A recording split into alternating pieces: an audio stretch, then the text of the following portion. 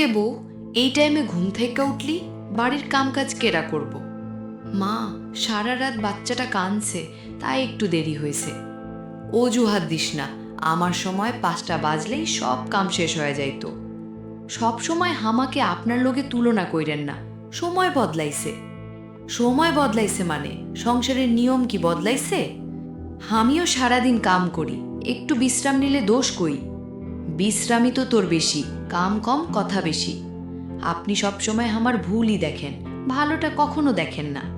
ভালো কাজ করলে অবশ্যই কইতাম। আপনারে খুশি করা বড় কঠিন। আমারে খুশি করার দরকার নাই, সংসারটা ঠিকমতো সামলাইলেই হয়।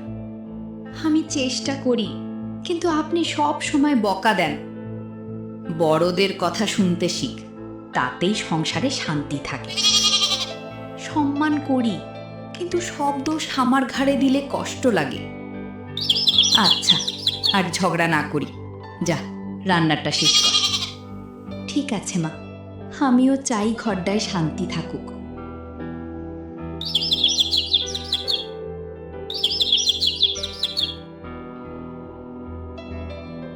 সকালের বেলা গ্রামের পুকুর ঘাটে কয়টা বউ পানি তুলবার লাইগা আইছে।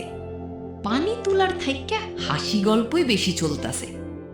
রহিমের বউ কইল, জানিস হা, ভোলার বউটা কত খারাপ, সারা দিন শাশুড়ির লগে ঝগড়া করে, মুখে কোনো লাগাম নেই।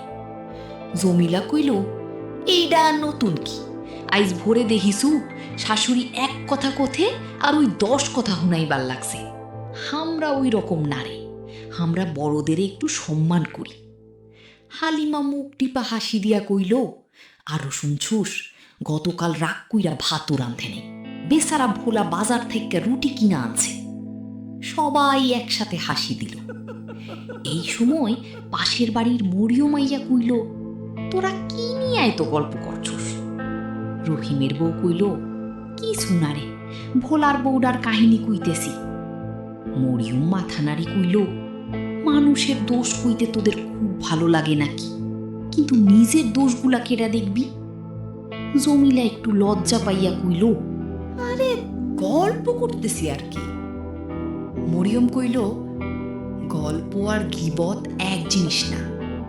মানুষ সামনে থাকলে যেটা কইবার সাহস নাই, পিছনে কইলে ওইটাই গীবত। এই কথা শুইনা সবাই চুপ হইয়া গেল।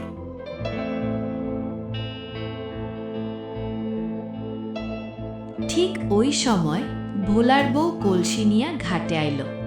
সবাইরে হাসি মুখে সালাম দিল। আসসালামু আলাইকুম আপারা, কেমন আছেন? সবাই একসাথে উত্তর দিল, ভালো আছি। ভোলার বউ কইল, শাশুড়ির শরীরটা কয়দিন ধইরা খারাপ, সারা রাত জায়গা তার সেবা করছি, তাই মাঝে মাঝে মাথা গরম হইয়া যায়। যদি কোনো ভুল হইয়া থাকে মাফ কইরেন। এই কথা শুইনা রহিমা, জমিলা আর হালিমার মাথা নিচু হইয়া গেল। যারে নিয়া এতক্ষণ গীবত করতেছিল সেই মানুষটাই কত নম্রভাবে কথা কইতেছে। ভোলার বউ ওইখান থেকে চইলা যাওয়ানের পর মরিয়ম সবাইকে কইল, দেখলা, মানুষের জীবনটা বাইরে থাইকা যেমনটা খারাপ দেখা যায় আসলে তেমনটা হয় না। রহিমার বউ দীর্ঘশ্বাস ফালাইয়া কইল, সত্যি কইছস তুই, আমরা না যাই নাই মানুষরে নিয়া কত ধরনের কথা কই। জমিলা কইল, আইজ থাইকা চেষ্টা করমু মানুষের পেছনে খারাপ কথা কম কইতে, নিজের সংসার ঠিক রাখাই বড় কথা। সবাই মাথা নাড়ল। তারপর গল্পের বিষয় বদলাইয়া যে যার কলসি ভরল আর বাড়ির পথে রওনা দিল। সেই দিনের পর থাইকা পুকুর ঘাটে আগের মতো আড্ডা হইলেও কেউ কারো নামে অকারণে গীবত করার আগে সবাই একটু হলেও ভাবত।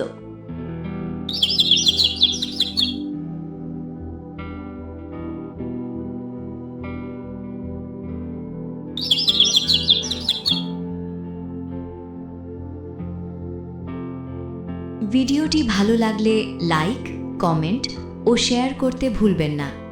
নতুন নতুন বাংলা কার্টুন গল্প দেখতে এখনই চ্যানেলটি সাবস্ক্রাইব করুন।